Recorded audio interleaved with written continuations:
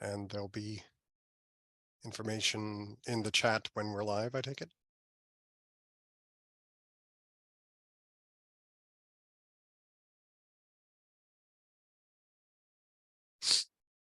All right. Hello, everyone. Welcome to another Wolfram live stream.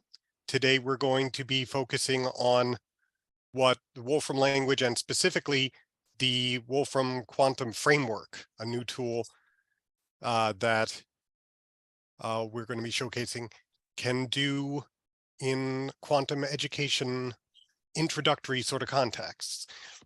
Thank you for bearing with us, by the way. We're sorry to be starting late. There's some inclement weather in Champaign, where most of us are broadcasting from, but we've got fail-safe set up. Shouldn't be causing further problems. I'm Noah Shartoff. I work in academic outreach. My master's degree is in the science of teaching mathematics, so a lot of this quantum material is relatively new to me. I'll be filling in the role of a student's perspective on these educational materials. And I'm John McNally. My original background was in physics before getting into education. And so I've definitely studied the mathematics of quantum mechanics a fair bit, but quantum algorithms is a new topic for me in a lot of contexts. And so we're joined today by two people who are very knowledgeable about this topic. And so we'll let them introduce themselves real quick, and then we'll get right into it. Hello, everyone. My name is Mads Barami. I'm the Director of Educational Programs at Wolfram Research and also leading our quantum initiative. Our main product is our quantum computation Packlet that Nick helped as the main developer of that Packlet. I think, somebody can put the link to our Packlet in the chat for our users. Nick, handing over to you. I'm Nick Murzin. I am the lead developer of this Wolfram Quantum Framework, as Matt said. And I'm also a physics fellow at the Wolfram Institute that opened just a couple of months ago. And I'm doing some physics theory there. So maybe that link also can be added to this chat. Wonderful. Yeah, so the first thing that we were going to show are just a couple of demonstrations that existed that you can do in Wolfram language that were created before the new quantum framework Packlet came out. And so the quantum framework Packlet extends functionality into the realm of quantum computing and has some very nice ways of representing things like the basis that you're working in. You can represent things using a functional programming language so that you don't necessarily have to get into all the nitty-gritty of the under the hood details that let you think about and design these kinds of circuits. So Noah, I know that you wanted to talk about the demonstration here with the two-slit experiment. Absolutely, because it's just a wonderful experiment on the face of it, and is also a great example of the sort of visualizations that the Wolfram language can do even without this new Packlet tool. So those of you familiar with quantum mechanics will recognize this, but just in case there are some introductory students in the live stream today, the two-slit experiment is, I think, just amazing. It's an experiment that shows when particles, often light, but in this particular example, electrons, are projected through a tiny slit in the in material, it forms a pretty reasonable pattern of where those particles then go afterwards. Most of them, which you can see by the height of the pink dotted line, show up in a straight line between that slit and the source of the particle. And some of them, through little random changes, vary from that. Fewer and fewer, the further away we get out from that right underneath sort of point. And anyone who's operating under standard common sense would think, okay, if there were two slits in this system, then you'd expect to see two curves like that, right? Something where there's mostly the light in one spot, the brightest light right underneath, and then dimmer as it goes further away and nothing else interesting going on. But as experimentation has shown, when there are actually two slits, not only is there strong likelihood of those particles ending up in two places, but there is gaps between the likely places. In the case of light, this means that you'll see darkness, little periods of darkness that appear when there are two options for where the particle could randomly go through that weren't there if you just blocked one of them. Somehow more options for where the light could go has ended up with fewer places it actually goes. And if you're, I was just gonna say, if you're familiar with, quantum mechanics, you already know that this is going toward this idea of interference. Sorry to jump in there, but yeah, continue. But yeah, if you're familiar with that, it's a great example of it. And if you're not, or if you're showing it to students who are not, it's going to raise a lot of questions. As an introductory example, why the heck is this happening? Can we predict how this is going to happen? Can we model this happening? Can we prevent it from happening? All of these sorts of questions that a more in-depth look at the mathematics, the science, the theory behind quantum mechanics could help to explain. And so that's something we're going to be looking at in a little bit more detail coming up. But we have some other examples of what the Wolfram language can do by default that we think are pretty neat too. John, you want to run with that? And one last comment about this one is that when you're explaining something like this to students, if you're just jumping in and showing a picture, it's important always to remember that your students are going to have some kind of preconceived notion about what's going to happen. So you might want to prime them in this context about, well, think about what would happen if you were sending baseballs through these slits, right? So if you're sending baseballs through these slits, they're mostly going to go in the direction that you would expect them to go. But these interference patterns that you get when you're dealing with the size and energy regimes where this experiment takes place are not the same pattern that you would see with baseballs. And so when we get into talking about circuits, there's some interesting subtleties there. But anyway, so that's one example. Another really cool demonstration which exists on the Wolfram Demonstrations project, let me just bring it up here, is something with the Mach-Zehnder interferometer. So there's many different types of interferometers. And so this is an interesting demonstration that you can find the hyperlink here, and we'll make sure to link this content here after the stream. But you take a beam splitter. So this is something that will take a beam of incoming light, and there's some probability that the photons that go in there will go one way compared to the other way. In other words, the beam going one direction has some probability of getting split in various ways. You set this up with some mirrors and some other equipment that introduces a difference in the two paths. And when you're doing that, you get an interesting probability distribution that this demonstration does a nice job of sort of trying to visually show as you adjust the differences between the paths and what's called the phase of the object going through there changes. This demonstration shows sort of graphically how the probabilities for each detector change.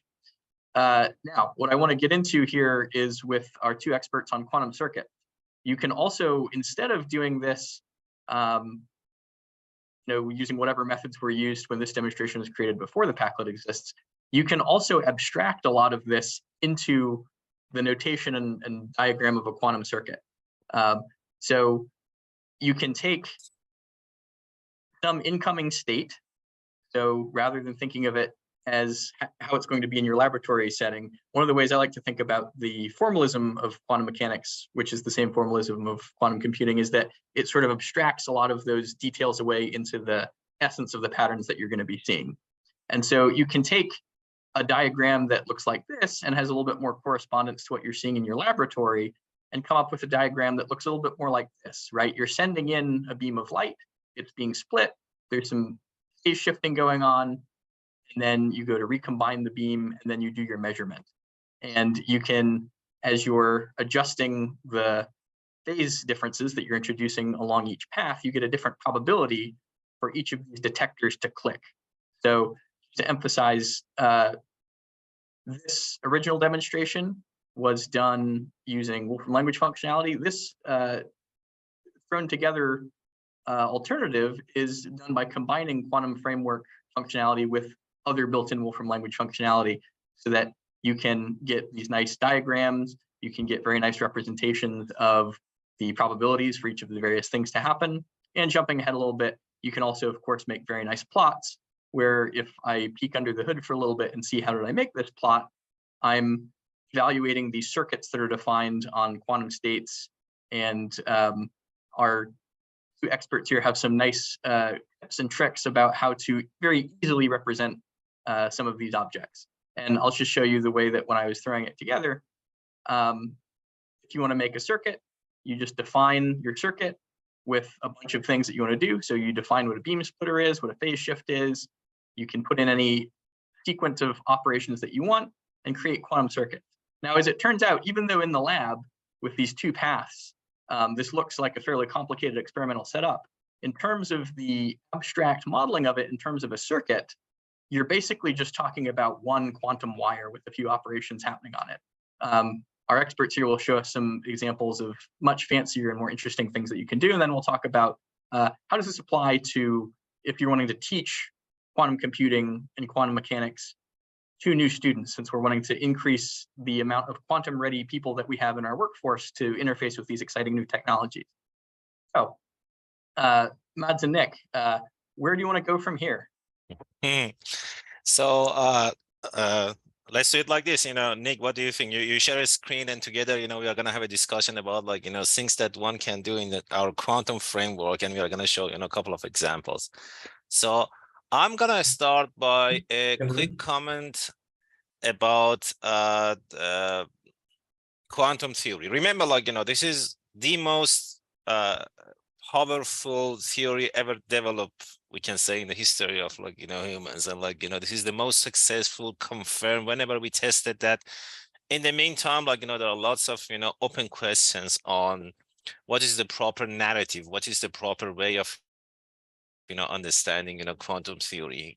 At the mathematical level, everything works beautifully, but when it comes to our intuition, which are mostly classical, there are some strange things, and those two examples that you showed, those interferometry, these are basically the classical examples showing some quantum systems, they behave in a strange way. It's strange in a sense that if you come to this world using your classical intuition, you're going to have lots of difficulties.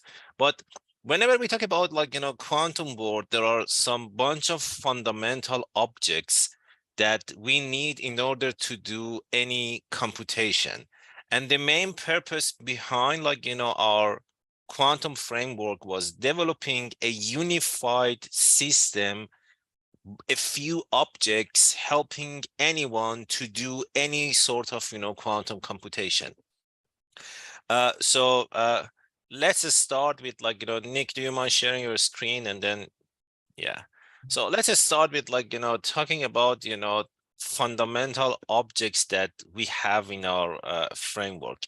By the way, when we talk about framework, technically is a packlet, meaning it's a bunch of functions that you can install, you can add it on the top of building functionalities that we have in Wolfram Mathematica. And by the way, if you're hearing any background noise, it's two of my kids who are home because they are sick. So sorry about that. They are also learning quantum as I'm live streaming from home. I think it's never too early to learn quantum. Yeah, exactly. So one fundamental object that we have in our framework is quantum state. So basically, quantum state is how you describe a quantum system. This is the mathematical entity that we use to describe a quantum system. And the code to basically explain that, to describe that, is, as you see, is a quantum state. Like any other theory, there are a bunch of common names for quantum states, like 0, 1, plus, minus, left, right. As you can see, all of them are building, and you can include any of them. For example, this is a left state. And as you can see, the result is a quantum object. And then the traditional form is what you see here, like, Nick is showing. So this is the object and the summary box, and that's the traditional form, which is more common in the literature. Now, let me briefly comment on, the notation that we have there. That's exactly the case that you guys showed in, Mach interferometer. So basically, we have a system with two possibilities. One trajectory, you can call it 1. The other trajectory, you can call it 0. And then there is a relative phase between the two. Okay, so this is, for example, one possibility for a quantum state. And of course, that relative, phase between the two, you can play with that. For example, we have another quantum state, which is plus. And there, when we look at, those relative phases, it's just, you see here, we don't have that. So it's just a different relative phase. Now, one interesting question would be okay, how I can go from one quantum state to another quantum state? What type of, for example, transformation I can do going from one to another one? By the way, let me just comment one technical term, because that's very important in quantum. For example, let's put an imaginary factor in front of quantum state left, and let's look at it's again, traditional form. The one at the bottom with an overall phase, a global phase in front of that, experimentally, it's the same as the one that you see on the top. In quantum, we would say we cannot distinguish that overall phase between two states. And in our framework, you can test it like this. You can test if these two states are the same. Although there is an overall phase between the two, experimentally, since that overall phase is not observable, you don't see it. That's why these two are the same. So that's one thing, whenever people are working with that, if you are shifting both of these two arms of interferometer in the same way, you don't see any effect. The effect appears when you change only one of them. So how we can do that? So you are interested to transform your quantum state and add an overall phase. This sort of transformation is done by quantum operations. Okay, so we have a class of different transformation that you can do on the top of your quantum states. And the classical example in quantum theory is what we call as quantum operator. So quantum operator is basically, it's the way that people can see it is it takes a quantum state and it transforms it into another quantum state in a very particular way. And as always, there is a collection of common quantum operators. One example is Hadamard. Why Hadamard is interesting? Because this Hadamard as an operator, it acts almost the same, 50% beam splitter. Let's look at that. For example, let us start with a quantum state 0, and we are going to apply Hadamard on that. And let's look at the final result. You see, for example, that quantum state was 0. And when we look at the act of that, quantum operator on the top of that, you see now we have a combination of different options. In quantum, we call it, superposition, linear combination. And that's exactly the very beginning of, lots of fundamental question in quantum, because simply speaking, if this linear superposition is possible for the quantum state, for a quantum system, that quantum system can be an electron, it can be a proton, it can be an atom, it can be a big molecule. Can it be also a classical system? For example, is it possible to have that superposition for a classical system? That's an open question. Is there any basically transition from classical to quantum that we don't see that superposition? This is one of the open questions at the foundation of quantum. But anyhow, let's say that, let's quick question, actually. Please. So a lot of introductory students are going to wonder, and this also ties in with what you were mentioning about not being able to measure global phases experimentally. They're going to see, okay, that split, I understand where the 2's come from, but why is it square root of 2 rather than just 1/2? Because a lot of introductory students, if you're not used to the difference between an amplitude versus a probability, they might get a little confused by that. So do we want to go into just a brief comment on that? Very good. Yeah. So basically you are asking like, you're asking about like, the true meaning of like, this quantum state. What is the quantum state? Basically quantum state, the way that we construct it is simply the addition. It's basically a vector in the simplest case. Okay. I don't want to be, very technical. There are other possibilities, but in the simplest case, you have a vector and each element of that vector, it represents an amplitude. What are those amplitudes? Those amplitudes in a mathematical machinery, you can translate them into probabilities. For example, look at the quantum state plus the amplitudes for basically 0 and 1. Each of them is 1 over square root of 2. Now, if we ask for the corresponding probabilities, the probability is basically absolute square of those amplitudes. So basically, we go from a level which is abstract mathematics, which is those amplitudes. And when we go to the probability, this is the level that we can test experimentally. And that was exactly the case that you guys were showing. Like, you remember, like, in your demonstration, John and Noah, like, as you were explaining, you were showing the probabilities. Those are the things that we can test experimentally in quantum. And this is basically the correspondence between the theory level, which is very abstract, and the experimental level, which is something that you can test experimentally. So the very last line of code that you see there, those two probabilities, 1/2, this is what we can test experimentally. Okay, and we get them from those amplitudes. And if we play around, those amplitudes, okay, so we might be able to get something different. For example, let's do something fancy. We can apply a rotation around y-axis on x plus. So, and that rotation, we can, I don't know, any angle, like, I don't know, any, whatever angle, Nick, you would like, you can add it there. Let's go with the symbolic one. And this is one of the beauties of, our framework. Okay. Don't be scared. Like, what you see here, I know, like, you may think, oh, that's too complicated, but that's exactly what's happening when we deal with symbolic computation. What is the symbolic computation? The idea of symbolic computation is that in your computation, you are literally treating that theta as a symbol, meaning that, like, it is literally a symbol. It's exactly the same way that you write it on a paper. It has no numerical value. You can assign a numerical value. For example, like, I don't know, let's go a bit, I don't know, give it a numerical value and show, like, the result that 2 pi over 4. Pi over 4. And, like, we can ask for the numerical result and we can see the numerical result. Make it numerical. So this is basically the numerical result. So this is one of the, I would say, strongest upper hand for those people who work in general, Wolfram language, in particular, our quantum framework, mostly because we are maybe the only framework that you can do symbolic plus computation at the same time.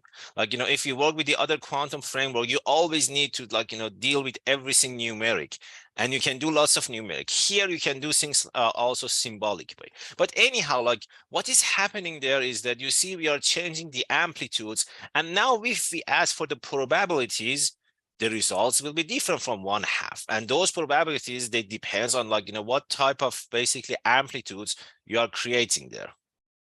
So if I'm understanding you correctly, the framework is going to come at a problem and let you find numerical answers like a lot of other tools out there will, but also it's going to get at the underlying why of why those answers are correct by showing the process it's using to find it, like showing the complex unit circle sort of a reality that's going on behind the scenes. Yeah, that's exactly, like, what's happening here. Very I feel cool. like, Nick, if you say, yeah, you see here, like, this is the simplification for this very particular case. And if we say, like, maybe with the assumption of, theta is only real, maybe we can even simplify it further. Remember, when you are, this is one of the beauties, like, it is going to be a headache for some users, but for example, this is one of those untold assumptions whenever you're dealing with symbolic new calculation. For example, in almost all the textbooks, when they write down the symbols theta, their implicit assumption is that it's real. But when you're Excellent point. coding that, it's not implicit at all, because that theta, it can be complex. It can be literally anything. And when you plug it into Wolfram Mathematica, it gives you all the possibilities. And if you want to narrow it down into something simpler, that's exactly like, for example, what Nick did. So you would add, some assumptions, and you would get like, those, typical answers that you would find in the literature, which is based on practically like, what you would do, in a textbook, pen and paper. So now, as you see here, so if you scroll up, we had somewhere Hadamard on quantum state 0, for example. Let's, go with that one. Yep. And you realize, like, we created, quantum state plus. So what you see here, literally, if we want to understand it, is like this. We are applying a beam splitter on a beam of particles that are going through our, interferometer. So that Hadamard is literally the representation of our beam splitter. So that's how we can basically, see it. So that's literally the effect of like, your beam splitter. And then now this is basically the interpretation that we have. So for example, you can say like, the top pass, the 0, the lower pass is basically like, 1. So it's go up, reflected, or like, transmitted. Now, what we can do, we can go one step further and we can say, okay, now I would like to add a relative phase. Okay, so how we should do that? Remember, whenever you are working with our framework, almost always the answer is the same as what you think. And this is by construct, the beauty of, Wolfram language and also our framework. Like, look at here, like, it's a quantum operator, it's a phase, and guess what? What's going to be the second argument? Of course, the angle that you would like to introduce for your relative phase. And let's call it, alpha, or, whatever. It can be, symbolic, or it can be numeric. And when we look at that, like, this is the operator form. As you can see, it says, if it's 0, do nothing. If it's 1, add that overall phase. And now if we add this quantum operator after our Hadamard, so what we are doing here is quantum, and then we have our beam splitter. Remember, beam splitter was Hadamard. And then top pass, you see, we have a phase in front of only the one state.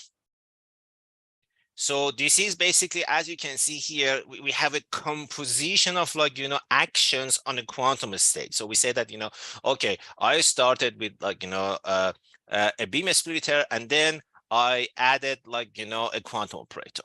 Now, let's say that, you would say, I want to do a measurement. Okay, it's interesting how we can do a measurement. Measurement is simply quantum measurement operator. One interesting question would be, why you guys decided to have a different object for quantum measurement? For a very simple reason, because quantum measurement is a completely different animal in quantum theory. So a simple answer is, and this is one of the open questions at the foundation of quantum, like, if no measurement, we have one dynamic.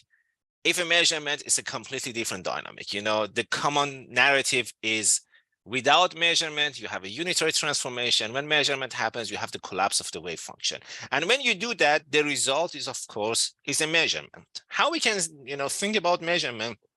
So when the quantum measurement happens, now you have your measurement results. And the most important thing is the corresponding probabilities. Remember, the phase that you added there, okay, so that phase is a symbolic. Now look at, some people initially, they may, say, that doesn't look nice. Why it is so complicated?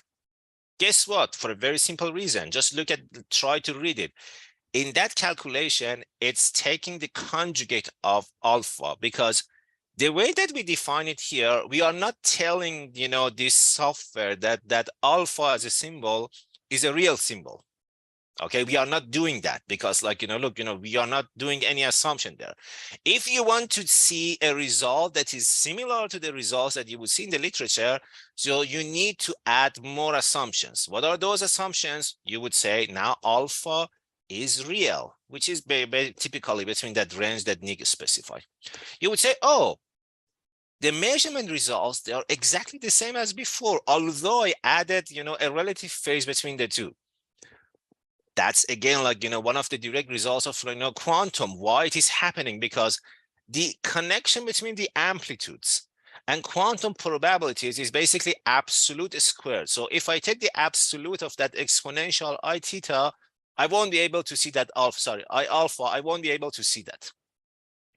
Okay, so like if you just take absolute and then squared of that. Oh, you have to assume. Yeah, And it's, also the connecting same. back. Oh, sorry. I Yeah. was just gonna say, also connecting back to our motivating example for this, the interferometer. Yeah. This particular measurement that we're showing would be if you sent in the beam, you split it, you adjusted one of the relative phases, and then you just didn't recombine. You just measured That's to see exactly which the one the original case. split Good did, guess. right? So like, this Yeah. is the case that is happening, and I'm going to explain later why it is an interesting example. So this case, we don't have the second beam splitter. So what was the second? So why that second beam splitter is interesting? The answer is very simple. If you are interested to see the effect of that phase that you added, you need a second beam splitter. So what's the second beam splitter? The second beam splitter is another basically Hadamard. So what we should do is we should add another beam. So beam splitter acts on the output that we get. And now you see, we see the, like, that alpha appears in front of both of them. What's happening literally here in, narrative of quantum, we would say an interference happened. So basically you kind of combine your amplitude in a way that, now you can see the effect of that overall phase. Now, if we do the measurement as usual, and then in order to see the probabilities, we have to do some, simplifications. And look at that, voila, that's exactly the result that you showed on that, like, initial demonstration. Mm-hmm. So now the effect depends on basically, like, that overall phase. So one more time, let's recap, like, what we did. Now this time, without using previous notations that we have, we started from quantum state 0. So Nick, let's go with the quantum state 0. Then we apply a Hadamard on the top of that. Can I interrupt you for a second to ask a question here? Please. There's a feature that's come up a few times in this demonstration I'm curious about, which is the red and pink box that you could see in output 52 right now. Mm-hmm. I was wondering, what does that tell us about this system, and and how does it come up in the Packlet in general? Nick, go ahead. Well, this is a summary box of all the, for all the objects that we have in the framework, we have a summary box that contains some information about each of those. In this case, it's a quantum state, and what summary box contains for a quantum state is what it actually is, whether it's pure, whether it's mixed. We can also have something like sometimes degenerate. We also can have not just a metric vector form, it also can be represented by density metrics when you have actually mixing states. We also have a picture, which is not very important, but in principle, you can have a Heisenberg picture, can have a interaction picture. Mm-hmm. So like, basically, like, the different pictures, the usual thing. And remember, like, basically, like, short answer is that summary box, it tells you lots of information about that state. But like, most people look at that, like, von Neumann entropy, the dimension, etc., etc. But in the literature, what you see is usually what we call as a traditional form, which is that, Dirac bracket, notation. So that is basically the notation that you see in the literature. But when you come to the computational level, that animal, that object, it contains lots of information. And that's basically the main motivation behind that design, because behind the scene, we are treating that state much more complicated. It's for us, like, it's basically like, we at the very behind the scene, like, we have some tensor manipulation, because this is the way that you would be able to deal with everything. And of course, you can extend that. For example, look at here. We have a quantum state telling us the first quantum state is 0, the second one is 1, the third one is 0, and the last one is again 1. So this is the main reason that, like, we have that is just going to more complicated situations. And those summary boxes, they are always very helpful because they contain some interesting information. For example, you see it's a pure state. We haven't discussed about that, but remember, like, all the examples that we are showing here so far, they are pure states. But because it is an introductory level, so let's stay at the intro level. So oh yeah, absolutely. But what I was referring to is something that hasn't actually been touched on yet, which is the colored boxes inside of all of that. That's sort of a graphical representation of the matrix representation of that. And is this an industry standard, or is it something that's specific to our program? Nick, create that manually for any state, like, we can see. So this is basically a signature of a density matrix, because density matrix of state is a square matrix of complex values. And then in the Wolfram language, we have a nice, how's it? Maybe this one, right? This is it. It's a complex array port of a square matrix, in this case, a density matrix. And if we want to see that just written as a matrix, we can use matrix form, right? Sure. So that graphic is sort of a nice visual way of parsing all of that information, right? So this particular state, this particular state, isn't too crazy. But if you have a crazier state after doing some interesting circuit, then having a visual representation of that is going to be much more helpful than staring at numbers like this. And is the graphical representation an industry standard, something that people who work with quantum all the time will recognize? Or is it a bonus that we've introduced into this? I would say mostly a bonus because, like, again, like, as John mentioned, like, typically what you would see in the literature is that density matrix. But, like, that density matrix, especially when you're doing, some comparisons, like, for example, like, even eyeballing, if you look at those, colors for those densities, it tells you that, oh, those states are different. They are not the same. Okay. So it's just, a way of, like, for example, instead of a matrix, you have a picture. That picture, like, is like, a representation of, like, that matrix.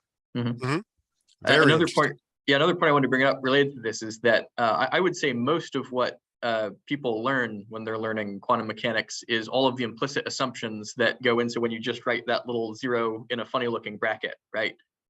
Because as you were saying, there's a ton of implicit assumptions that if you're going to actually do computations, you have to make those implicit assumptions explicit, as they're summarized here in the sort of summary box.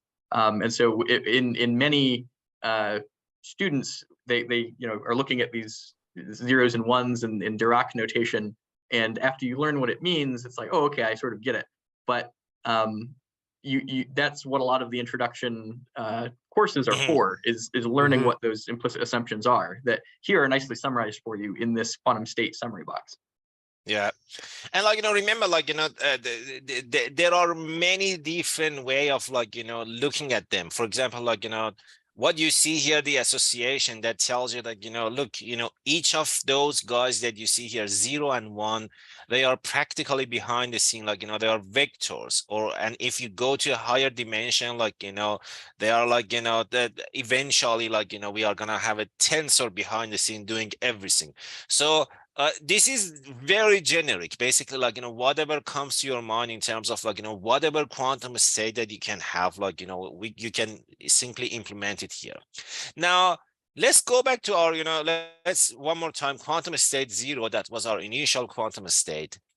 The first beam splitter was a Hadamard. So we added, like, Hadamard, and then an overall phase was a phase, like, the angle, we call it alpha or whatever, people, they can call it, like, whatever way they want. And then we had the second beam splitter, which was a Hadamard, and that's basically the final state.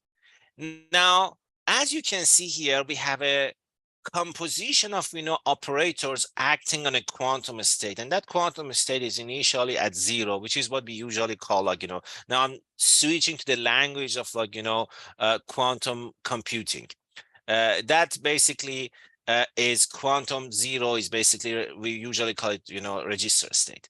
So what you see here for us in Wolfram language, we can have a composition. So composition is literally like, when you have like, a bunch of functions, one apply on the top of another. For example, let's have f, g, h on, for example, x, you see here first h and then g and then f. So this is the idea of like, composition. Yeah, And f of g of h of x. yeah, exactly. There are fancy way of doing composition. We have right composition, etc. But we don't go to those details. Now, this composition in quantum computing, this is basically the fundamental idea behind a quantum circuit. So that series of operation that you see, that composition is literally the way that we deal with a quantum circuit. So instead of like, that animal, a collection of like, one after the other, you can have what we call as a quantum circuit operator, which has also a diagram representing each of those operations. Remember, by convention, a quantum circuit operator, you should read it from left to right, meaning when you start with, the Hadamard, it means the one on the left, it acts first, then next one. So basically the time goes from left to right. So the Hadamard on the right side, it acts at the very end. And each basically horizontal wire, it represents basically you can say a quantum system. So, and that quantum system, because here we only have one, so that's, basically, we call it, for example, quantum system number 1. Why, this is interesting, because now all the manipulation, all this composition, you can do it much easier. Okay, first of all, you see like, the repetition of the same thing, quantum operator. So when it comes to the, circuit design, you can kill that. Okay, so like, now you see it helps with the readability. Like, you would say, oh, I have Hadamard, then I have phase, and I have another Hadamard. Okay, so I want to emphasize this point for new students. So let's say that we want to build a circuit that is just 1 qubit going in, 1 qubit going out. Let's say that we want to do a Hadamard, a Z gate, an X gate, and then another Hadamard gate. What's the nice, easy way we can do that? Just so that the new students see. And let's say that we want to let's decide that we want to throw in an X gate after that Z gate. So as you can see, yeah, the notation is very nice and compact. And it's exactly literally like, again, like, remember, like, this is one of the reasons, one of the design behind, Wolfram language, readability of the code. Like, it's literally what you said. You said Hadamard, ZX, Hadamard, and that's exactly what we have here. Look at like, the object that wraps all of them, it says quantum circuit operator. So if you show it to somebody who knows nothing about coding or who knows nothing about, quantum, they can still read that. And of course, the summary box of, quantum operator, it has lots of information. For example, like, you see, that one, it tells you it has 3 gates. Now, like, the common terminology in quantum computing for circuits, each of those guys, now we call them a gate. A gate is basically like, that unitary transformation acts on your quantum system, and then like, what order and etc. So I'm gonna, we are gonna show you one other example that is more complicated that. But anyhow, the circuit that you see, Hadamard, and then phase, and then Hadamard, that's basically our interferometer. And then at the very end, of course, we do a measurement. So let's also add a measurement at the end, which is basically like, just, measuring the last one. So now if we look at the diagram this time, because like, in addition to your quantum wire, you also have a classical wire.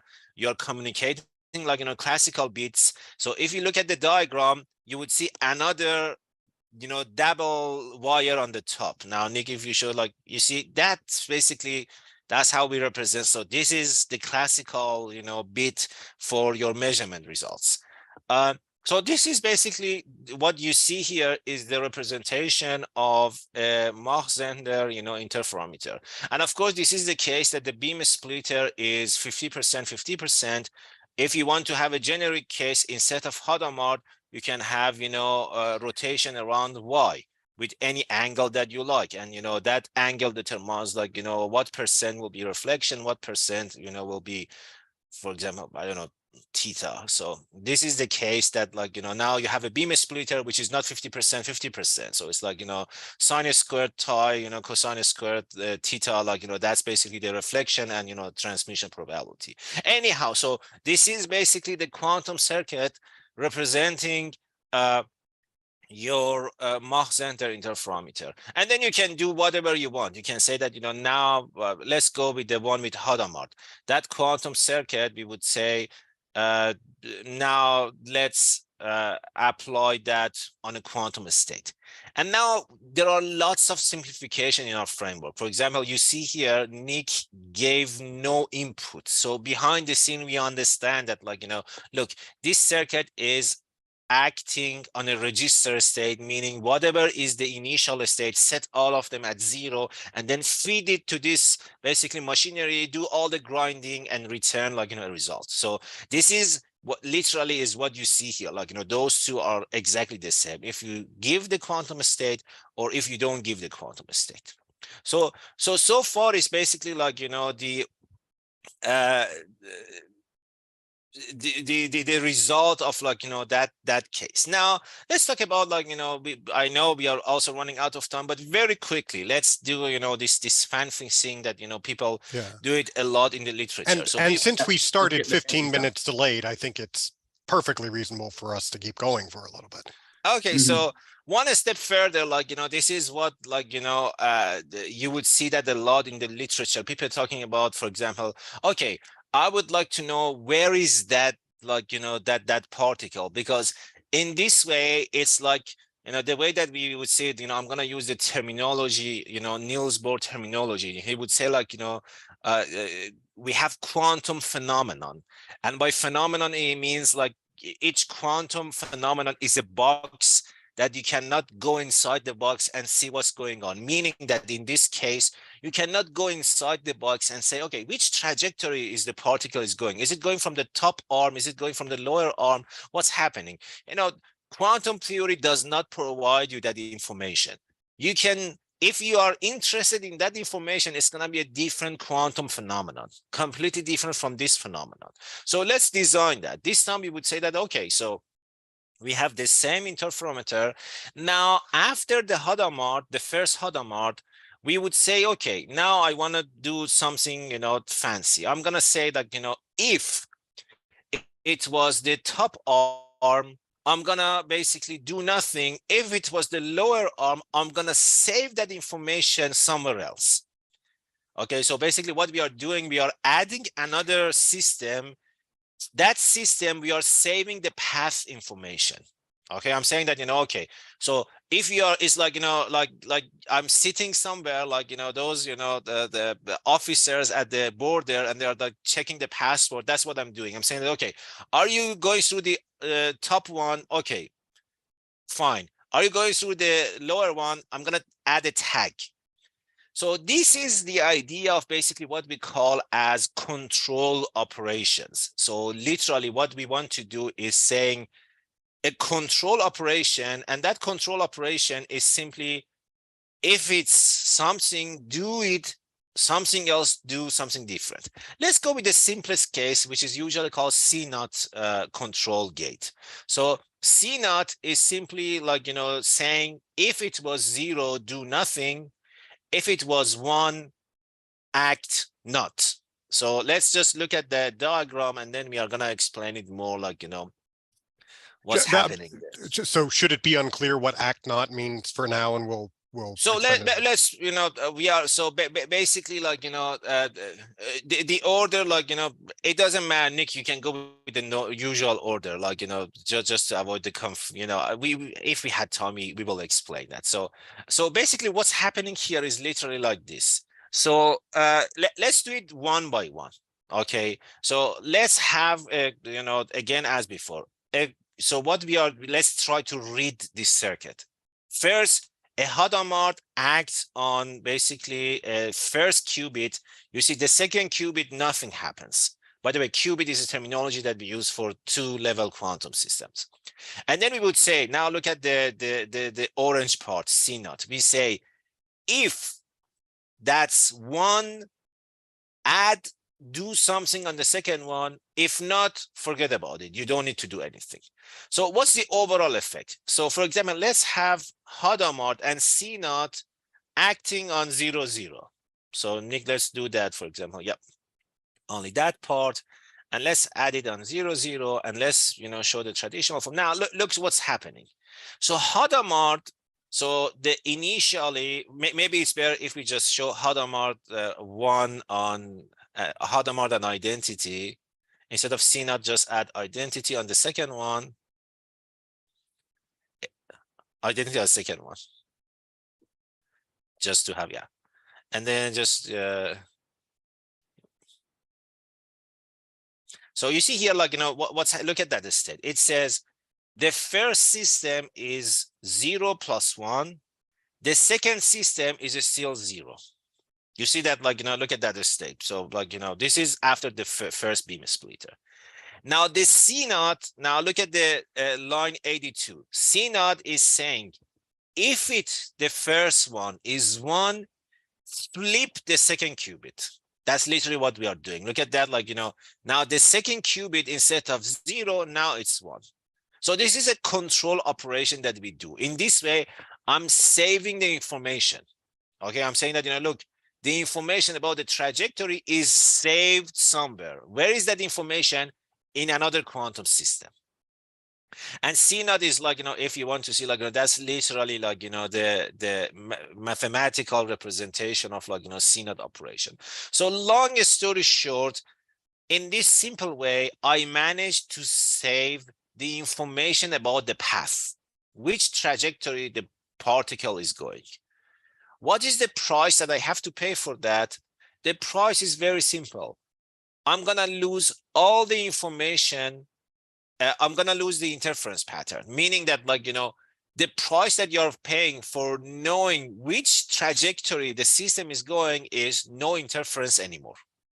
So you will, in that 2-slit experiment that we diagrammed in the first place, knowing would cause no more little black spaces in between the lights. It's going to be a classical, just 2 hump, very simple, nothing fancy. So what we can just to show one special case, for example, Nick, that circuit with C0, let's also do the measurement on the second system, and also Hadamard and phase. Let's do everything, like, basically let's have, yeah, that one. And Hadamard, and then let's do the measurement on the first and the second one.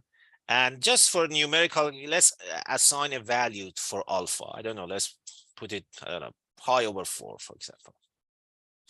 And let's act it on a system, and let's look at the probabilities. So as you can see, like, what we see is here, let's look at the probability plot. So what's happening here is like, it's like you lost all the information. Remember, like, whenever we have, like, a sort of, like, flat distribution, no up and down, it means the interference is gone. Everything is classical. It's like, look, think about playing dice. Okay, if you are playing dice, it's a classical example. You throw the dice 2 times. Okay, so what's the probability of getting, for example, like, or flipping a coin? What's the probability of, 2 heads, in a sequence? You would say, so it's 1/4. What's the probability of, 1 head, 1 tail? What's the probability of, like, 1 tail, 1 head, and 2 tails? You see, all of them, they have the same probability. This is pure classical example. It's like, throwing a coin. Okay, so the price for knowing which trajectory the particle is going is losing the interference pattern. So what I can do now, quantum gives you, like, other options. You can do something fancy. What is that fancy thing? So let's again, look at our circuit diagram. Now you see here, like, what we are doing, we are basically measuring the second qubit and the first qubit, and the second qubit has the path information. How we save the path information, as you can see, if it's 0, we know it's going from the up arm. If it's 1, we know it's going from the lower arm. Now, what we can do is we can erase that information. So this is the very nice, experiment. It is usually called, quantum eraser. So how I can erase that information? Basically by mixing them. It's like, you are 100% sure 0 means up, 1 means down. Now, if I mix them together, I lose that information. I cannot say which way the particle is going. So in order to erase that, it means adding another beam splitter for the second one. So it means adding a Hadamard acting on the second qubit. Now, again, this is the beauty of our framework. So what you can do, you can easily say, let's read that, look at that. It says Hadamard goes on the second qubit. So that's exactly, what we are doing here. And of course, another way of if somebody wants to, look at that in a nicer way, there are two ways just for the visual representation. You could have a sort of bunch of dots between your phase and Hadamard, just add a barrier. Yeah. Just, it's a visual representation. You see, now, it shows you the sequence. That's one way of, changing that. Or you can say, instead of barrier, you can say, you see here, we are writing two separated Hadamards. You can say, okay, it's Hadamard. Hadamard is Hadamard. So instead of that, I would say Hadamard on the first and the second one. And you see here, now you have both of them together. And this time, if you even remove the barrier, you can see basically the sequence. But remember, it's just a visualization. Basically, the operators behind the scene, the sequence and how they commute, it's not important. But in case, for the sake of visualizations, you can have all those, fancy things that you can do in quantum. Now, this time, this circuit, let's do the measurement and let's look at the results.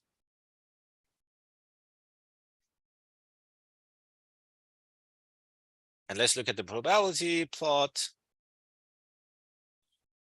And now you see, what happened here is by erasing the information, you manage to basically recover your interference pattern. This is not throwing, two coins anymore. There is no classical counterpart for that. You may think, look, this is literally throwing two coins in a sequence. And if everything was classical, you would expect it to see the same probability, 1/4 for all of them. That's not the case. Now it's quantum, because you let the possibility of interference between them. And you may say, okay, let's just play around. For example, let's change that phase. Instead of pi/4, let's make it pi/, I don't know, whatever number, Nick, you like. You see it changing probabilities. And now you see the effect of that overall phase. It can be even any random number between 2 and pi. And you see, depending on that random, you see completely different interference patterns. So if you erase the path information, you would recover the interference pattern, and this one has no classical counterpart. So this is what, it is usually called as, quantum eraser. So long story short, back to that, simple double slit experiment. Whenever you have different possibilities in quantum, if you want to know, if you want to understand which way you are gonna lose that interesting quantum features, which is this, interference pattern. If you want to keep them, then quantum theory does not give you any information, any classical picture that you may like. I should again, tell, our readers that these examples are very interesting, because exposing students from the very beginning to these things, it helps them to develop a better narrative about quantum. It doesn't mean quantum world has lots of mysteries. That's not how we deal with situations in science. In science, you would say open questions. Remember, the main goal of science is to demystifying everything. So do not say quantum world is mysterious, lots of strange things. No, it's not as strange, but there are some open questions. And of course, how we can provide an alternative explanation for that. Lots of researchers are working on that. And remember, these simple examples, they have some important experimental consequences. For example, one of the interesting results of these things is what people in the literature, they call it interaction-free measurement. So exactly the same, setup, you can confirm the presence of an object without interacting with that. It's very odd. It's like now I'm doing, for example, imaging without interacting directly. So it's like you are bypassing all those side effects of any imaging, process. But anyhow, they are fundamentally interesting. And that's, one of the great things that happened this year with the Physics Nobel Prize. They gave it to 3 quantum physicists. It was a fundamental, research that started by John Stuart Bell in, the 50s, 60s, and it took 40 years. But now we see the consequences: quantum computing, entanglement, everything. All those conceptions that they were like, nah, maybe yes, maybe no, it's a mystery. Now they have technical applications. And of course, with our quantum framework, you can explore all of them. So it was, I know it was a very basic introduction, but Nick as a developer and me as somebody who tries to explain things, we have added lots of functionalities. So it's very powerful. I don't know if there is anything in a finite dimensional Hilbert space that you cannot do with our framework, but again, we are very open to collaboration. Any question, anything that people, they would like to know more, any training, we are open, we would like to help. And basically, we are very interested to help with training the working force, making sure everyone is ready for a quantum revolution that will happen hopefully soonish. Indeed. It's also good to point out that the probability plots and things that we were looking at before, since those are objects in Wolfram language, you can put like a manipulator or something around that random real and give it a name so that you can have students adjust what phase they're wanting to do. Yeah, just like that. So manipulate, and then we'll give that some name, phase 0 to pi, and then you can adjust it in real time, right? So, I mean, having the ability to combine these things is just great, and as easy as wrapping the interesting thing that you already had in some other function, and you get an output which is what you would expect. Oh, yep, and then you can make animations, all kinds of great stuff. I love that. I mean, I love, yeah, in a lot of software, you see new tools coming along, especially in my personal experience in the open source sort of scene, where people create a tool that does a new thing extremely well, but breaks everything that the system it's in used to do, or doesn't play well at all with other people's stuff. I love how much you can use all the built-in functionality of the Wolfram language here, like manipulate, like random, real, like all of this, and it all works together. I did want to ask, and I know we're now at the 1 hour mark, so if either of you need to get going, totally understand. But if you do have time, I wanted to ask, I love seeing how this tool can simplify all of the underlying complex imaginary numbers and give us an actual answer. Is there a way to also expose the math that was done to find these answers in the system? Like if a student was curious about how did this get calculated? For example, matrix representation or the element association of eigenvalues and things like this would be another way of asking about those mathematical details. Yeah. Basically, we can say, it's all the magic that Nick has developed, all those details, they are available.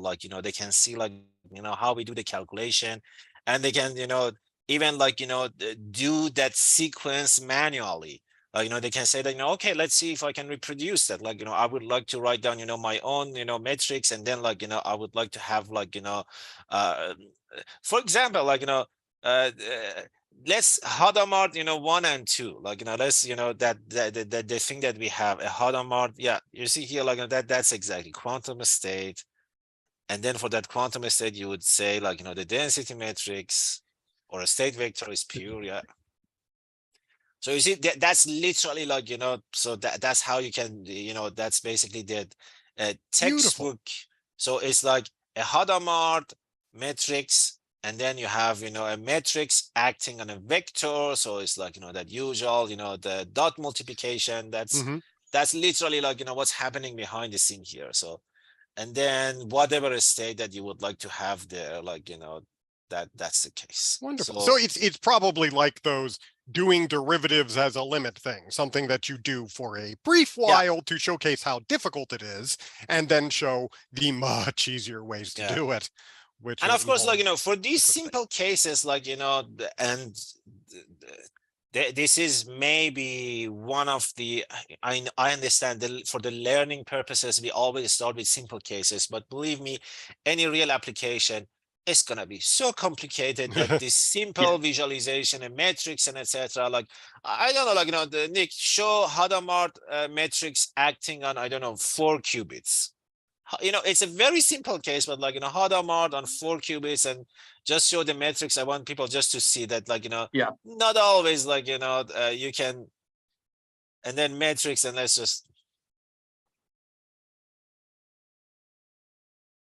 you see here, like, the dimension is 16 by 16. So like, if you want to look at that matrix, like, you are dealing with a 16 by 16 matrix, and then manipulating all those elements, it won't be like, trivial. And remember, this is only, 4 qubits.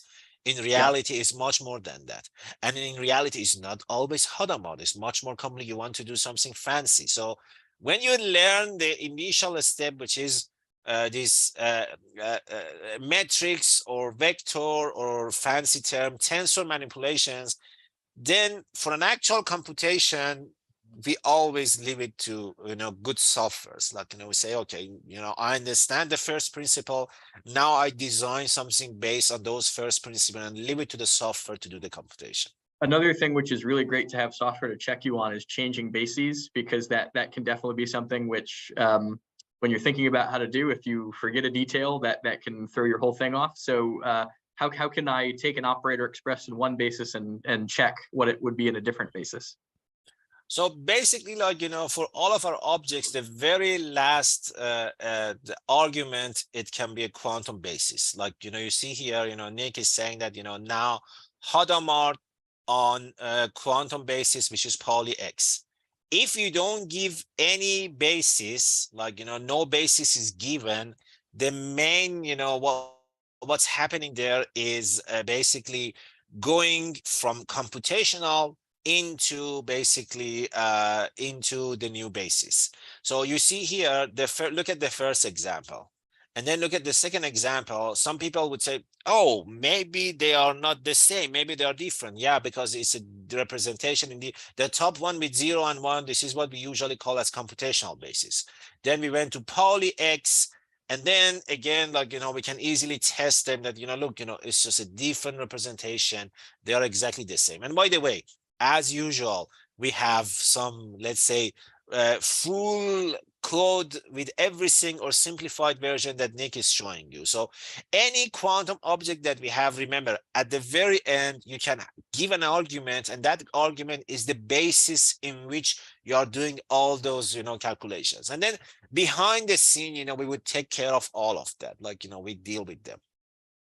And by the way, like, one reason is that the level that we do the computation, like, even, the metadata, like, or the semantic of the way that we do everything is very different from the semantic or the metadata of the way that we usually teach, these things. And that's one thing, like, our students, researchers who want to be very serious with, these sort of, computations, they should keep that in mind that, almost always, whatever you learn, when it comes to do, like, an actual computation, almost always there is a serious departure with the semantics that you learn in the literature. Like, the way that things are developed in the literature is not always the best way of doing that computational. It's just different. So you need to be ready.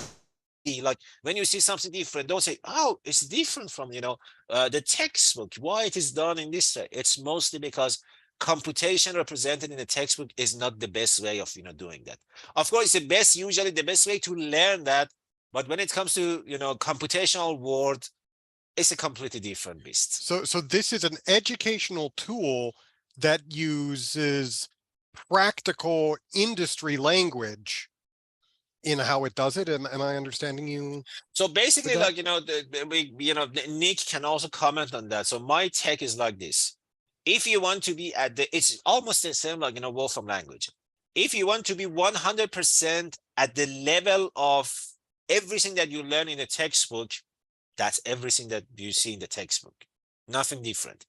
If you want to do something fancy beyond that, you can also do that. So we support both of them. Like, you look at like, the language that we have here, like quantum operator.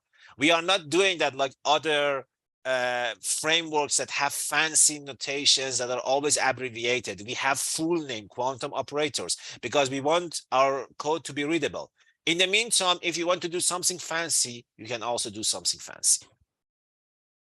So the answer to your question, Noah, is we support both of them. It's great for educational purposes, like, but if you want to do something fancy, you can also do something fancy. We support all of them. A great example of that is, the difference between showing the traditional form of this operator, which is in Dirac notation, which is what you might see for learning purposes and is a nice symbolic way of representing it. But then if you look at how that's being done computationally, there's sparse arrays, and so there's all sorts of fancy things being done under the hood for optimization. And for example, like, Nick, like, take that circuit that we had on the top, like, with Hadamard's, and then show the actual graph that, like, behind the scene, the way, like, the network graph, tensor graph. You see, like, behind the scene, the way that, we are dealing with them, the semantic that we are using, this is, for example, a fancy way of looking. It's the super same, helpful to like, me, by the way, who is learning what all of these terminologies mean. That's very neat. So it's literally like, you see it completely different. Like, you see, for example, like, that tensor network, like, now we have the dimension 422 and the sequence, how it's happening. Not only that, like, even, just for the sake of representation, another fancy feature, Nick, look at, show the process diagram of that, for example, that circuit. It's quantum diagram, if I remember correctly. Quantum diagram process. So, like, those of you who are familiar with the process diagrams, it's let's see, grinding, and then just look at the diagram. So those of you who are like into the process diagram, ZX, formalism and etc. Look, this is basically the process diagram for that simple gate. So if you want to stay at the level of education, for example, undergrad, high school quantum, you can do it in our framework. If you want to be very fancy, doing high-end, quantum computing type of things, you can also do that. Yeah, and I think this is the challenge perpetually for educators, right? Is that you want to find an approach where your students are going to have that quantum process diagram in their head when they see the simple representation, right? And so that basically is the process of education. So it's nice to have a tool that has access to both, right? Where you can see the sort of simplified diagram and representation. You can also, if you want to get down into the weeds, you can. You get the why and the how, but you also get the what is the answer. Yep. And you could skip to whichever one of those steps you'd like. That's very cool. I thank you guys for giving us some extra time now, an extra 10 minutes. I want to double check if there are any viewer questions we haven't addressed. Nick, there is a question, we discussed about that, like, variational optimization, using our framework. Do you want to answer that? The answer is yes, but like, how to do that? This would require, we can't do it like at this moment because of the limitations of the Wolfram language and their framework for doing this kind of things and neural networks, because we want to do it correctly, and in order to do it, we have to integrate with all the Wolfram language capabilities that we already have, and that essentially means we have to integrate with all the neural network functionalities in order to do all the aftergrad and variational things and gradient descent and all of these kind of things, right? We're not going to do it as a separate project. So basically maybe, the answer, simple answer is like this. Wolfram language, it has lots of functionalities for variational approaches, neural nets and etc. We also have our quantum framework. The best way is just feeding our objects into other functionalities that we have in Wolfram language. That's the most efficient way of doing that. We are not there yet. Okay, so that would be our ultimate goal. But if you want to have your own variational algorithms, which is, I would call it, dirty way of doing that, yes, you can do it.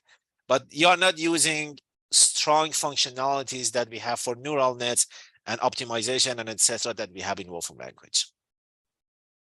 And by the way, this is one thing that, very soon we are gonna, it's already everyone can see all our codes if they install the Packlet. Very soon it's gonna be also on GitHub. So we are open to collaboration and take it, from there and do much more development. We are actively looking forward to those sort of collaborations and our users, our community expanding the work that we have done. So it's the framework. Remember, you have every building blocks that you need, and then on the top of that, you can build whatever you want. Right, just like we were able to wrap the measurement, actually the probability plot that came from a measurement inside a manipulate, which is a built-in function. You can take these outputs; they're just objects in Wolfram language. So they, follow all the. If you're very familiar with Wolfram language, they follow all of the same things that you would expect, and so you can take those outputs and feed them into places that they can do other things. Yeah, for the variational case, I would say, when we will have a capability of returning not just a sparse array, but something with a gradient in it, we'll have a variational optimizations in this framework. So at this level, since it's all sparse array, you will have a hard time feeding that into variational functionalities that we have.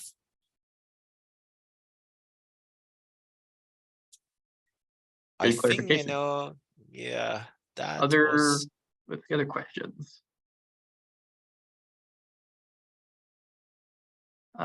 Let's see. So I did have one quick one while we're waiting to see if there's any other your questions. So you mentioned that we were just showing for purposes of having some very basic examples, pure states. But let's say that I wanted to get a maximally mixed state. Can we just show how easy that is to do in various cases?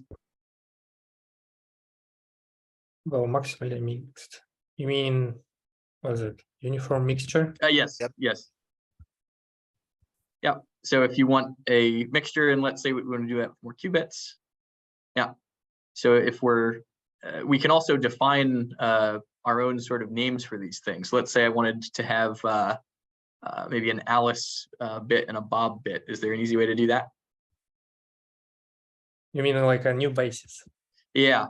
So if have read about a lot of these phenomena, you'll be used to whenever there's entanglement or anything that has some possibility of being entangled, frequently you'll give these to your two experimenters, Alice and Bob, right? And so these names show up almost ubiquitously in literature about this. Yeah. So we can redefine names, and if you want to get down into the weeds, which also can be nice for teaching examples. In that example that I was playing around with before, we can name the state's top path and bottom path if we want to, right? So we have the freedom to specify all these things if that's something that we're interested in doing. Mm-hmm. So there's a lot of built-in terminology, and we can make our own. Mm-hmm. And by the way, as we have a few minutes, the Nick just published this notebook, and we are gonna put it in the chat for our users, so they can take it and they can play around it.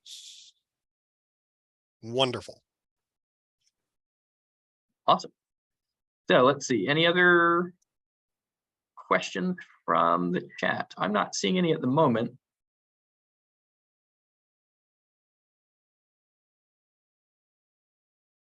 Well, then, barring any coming up before we're finished what we're saying now, I want to say thank you to Mads and Nick for joining us today and for showing us this amazing thing. A lot of it is opening my eyes to the possibilities of this tool, even as someone who is a quantum novice, and that seems meaningful to me. Yes, thank you very much for joining us. This has been great. You know, another thing that occurs to me is that, you know, you can specify very large circuits. There's also things like oracles and all sorts of other various built-in circuits. If you're someone who is really looking to get into the fancier applications, you can find all that. I have pulled up one of the web pages that has some examples of this. Nick, if you'd like to either pull it up, or I can show it real quick before we sign off. And these pages are also extremely useful for just figuring out how to use all of this code. It's got.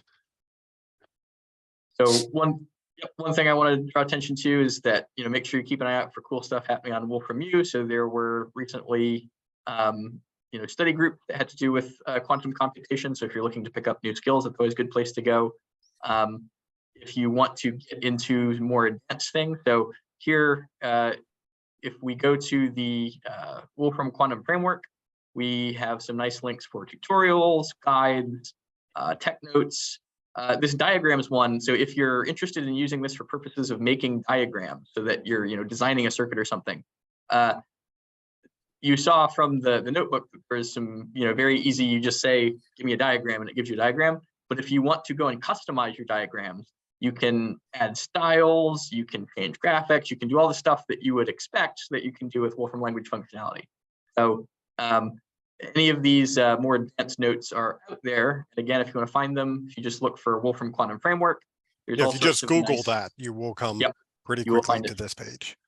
And then there'll be all sorts of nice things. And so one of the ones that has some other good examples, so exploring fundamentals of quantum theory. First example is the quantum eraser that we were just talking about. There's some other very interesting ones that have to do with being able to have interactions that you wouldn't necessarily expect from your classical intuition. And then there's also, you know, more detailed guide here about how to do some things that are relevant for quantum computing. So all that information for people who are looking, where can I go next? If I didn't necessarily ask a question today, or you're seeing this later, these are some great places where you can read further.